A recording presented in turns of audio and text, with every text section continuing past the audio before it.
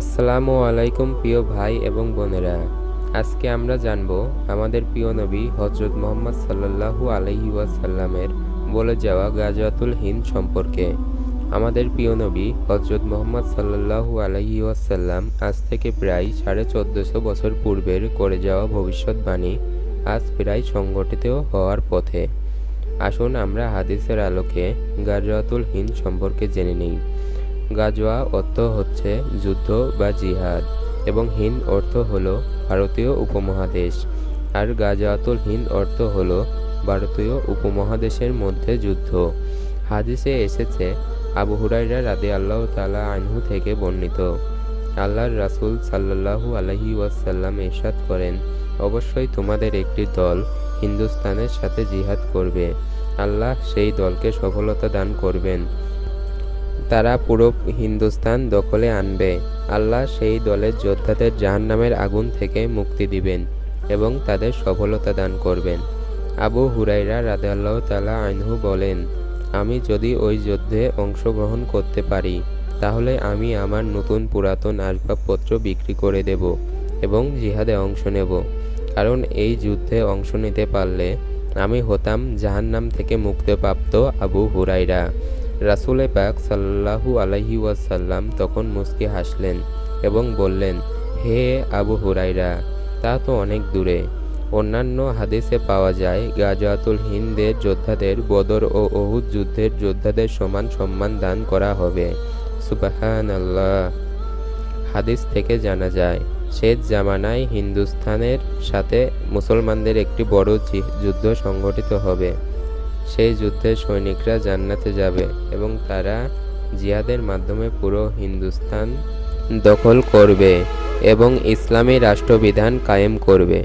সেই যুদ্ধটি হলো গাজওয়াতুল হিন্দ। এখন আমাদের মাথায় প্রশ্ন আসতে পারে যে গাজওয়াতুল হিন্দ কি হয়ে যায়নি? আর আগেও তো হিন্দুস্তানের সাথে মুসলমানদের অনেক যুদ্ধ হয়ে গেছে এবং মুসলমানরা তো সেই সকল যুদ্ধগুলোতে বিজয়ের পতাকা উত্তোলন করেছে। তাহলে কি গাজওয়াতুল হিন্দ হয়ে গেছে? এই প্রশ্নের উত্তর হবে মোটেও না। আমরা হাদিসের মাধ্যমে জানতে পেরেছি যে গাজওয়াতুল হিন্দ হবে শেষ জামানায়। আসুন আমরা জেনে নেই গাজওয়াতুল হিন্দ কেমন হবে। আমরা হাদিসের মাধ্যমে জানতে পারি যে গাজওয়াতুল হিন্দ হবে ভারতীয় উপমহাদেশ অর্থাৎ ভারত, বাংলাদেশ ও পাকিস্তানকে বোঝানো হয়েছে। তাহলে কি গাজওয়াতুল হিন্দ এই তিন দেশের অনুষ্ঠিত হবে? উত্তর হলো না। প্রিয় ভাই এবং বোনেরা, গাজওয়াতুল হিন্দ ভারতীয় উপমহাদেশের মধ্যে সংঘটিত হলেও এই যুদ্ধের প্রভাব পুরো পৃথিবীতে ছড়িয়ে পড়বে। এই যুদ্ধের ভয়াবহতা সম্পর্কে আমাদের প্রিয় নবী হযরত মুহাম্মদ সাল্লাল্লাহু আলাইহি ওয়াসাল্লাম ইরশাদ করেন, গাজওয়াতুল হিন্দ হলো এমন এক যুদ্ধ যেই যুদ্ধ পুরো পৃথিবীর কেউ কখনো দেখেনি, কান দ্বারা শ্রবণ করেনি এবং কল্পনাও করতে পারেনি।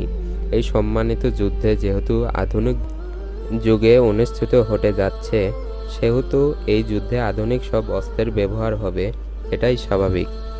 এই যুদ্ধের মাধ্যমে পৃথিবীর সব আধুনিকত্বের বিলুপ্তি ঘটবে। বড় বড় পারমাণবিক বোমা এই যুদ্ধে ব্যবহার করা হবে, ফলে একটি দেশে নিমেষেই পৃথিবীর মানচিত্র থেকে তার অস্তিত্ব হারিয়ে ফেলবে। এই যুদ্ধে পৃথিবীর প্রায় 2 ভাগ মানুষ মৃত্যুবরণ করবে।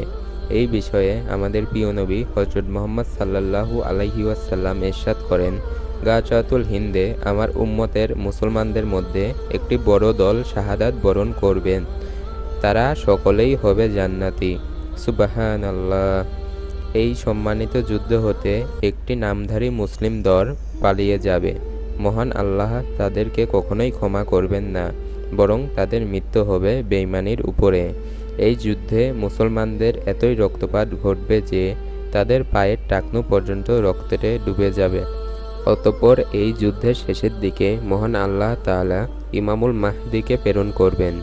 মুসলিমদের একটি দল ইমাম মাহদির সাথে একত্রিত হয়ে কাফেরদের বিরুদ্ধে যুদ্ধ করবে এবং মহান আল্লাহ তাদেরকে বিজয় দান করবেন। আর এই যুদ্ধের বিজয়ী গাজীগণ ঈমানের সাথে মৃত্যুবরণ করবেন। সুবহানাল্লাহ। প্রিয় ভাই ও বোনেরা, বর্তমান বিশ্বের অবস্থা অনুযায়ী বোঝা যাচ্ছে যে গাজওয়াতুল হিন্দ বেশি দূরে নেই।